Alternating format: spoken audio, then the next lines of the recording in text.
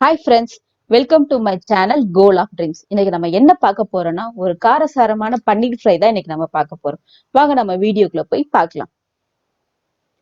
நான் 200 கிராம் பன்னீர் எடுத்து வச்சிருக்கேன். நான் கடையில வாங்கின பன்னீர் தான் எடுத்திருக்கேன். இது சின்ன சின்னதா கியூப் மாதிரி நம்ம கட் பண்ணி எடுத்துக்கலாம்.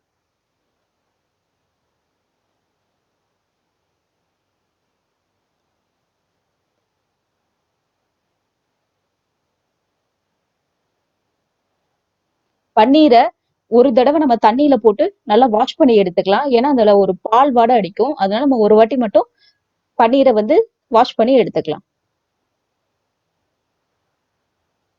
நம்ம பன்னீரை நல்லா வாஷ் பண்ணி எடுத்து வச்சிருக்கேன்.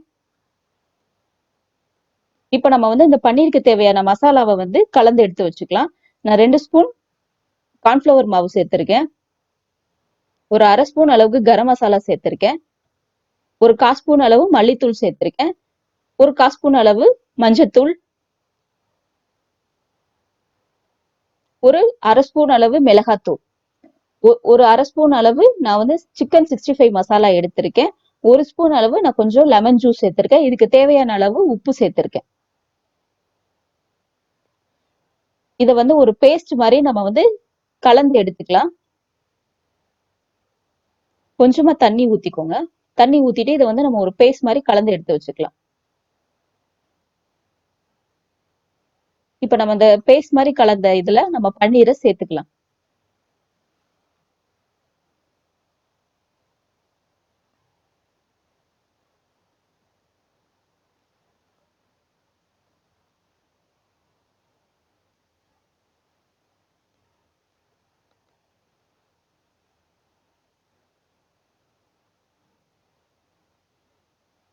இந்த பன்னீரை நம்ம நல்லா கை வச்சு கலந்து எடுத்துக்கலாம். அந்த பன்னீர்ல அப்பதான் மசாலா அந்த நல்லா அந்த பன்னீரோட ஒட்டும்.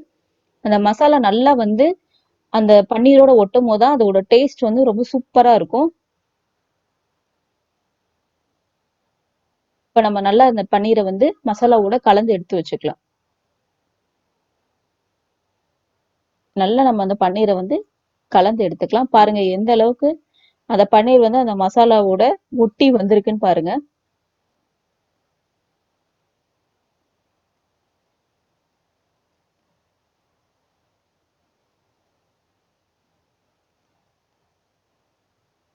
இந்த அளவுக்கு நம்ம பன்னீரை கலந்து எடுத்து வச்சுக்கலாம்.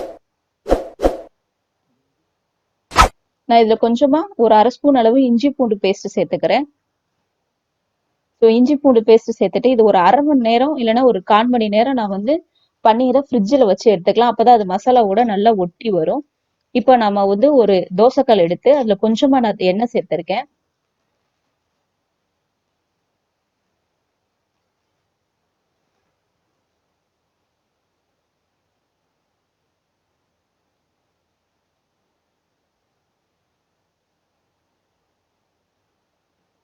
இப்ப நம்ம அந்த பன்னீரை பொரிச்சு எடுத்து வச்சுக்கலாம்.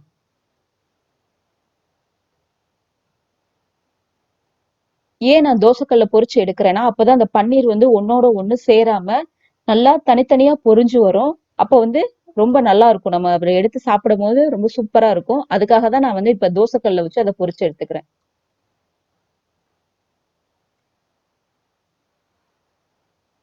பாருங்க அந்த பன்னீரோட எந்த அளவுக்கு மசாலா நல்லா கலந்து இருக்குன்னு. இதை நான் ஒரு சின்ன ஒரு ஸ்பூன் வச்சு நான் அதை திருப்பி எடுத்துக்கிறேன்.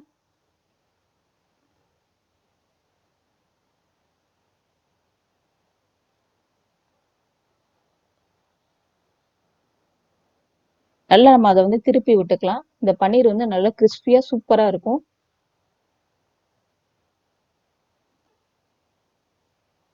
அவ்வளவுதான் ஃப்ரெண்ட்ஸ், நம்ம பன்னீர் ஃப்ரை நல்லா மொறு மொறுன்னு ரெடி ஆயிடுச்சு.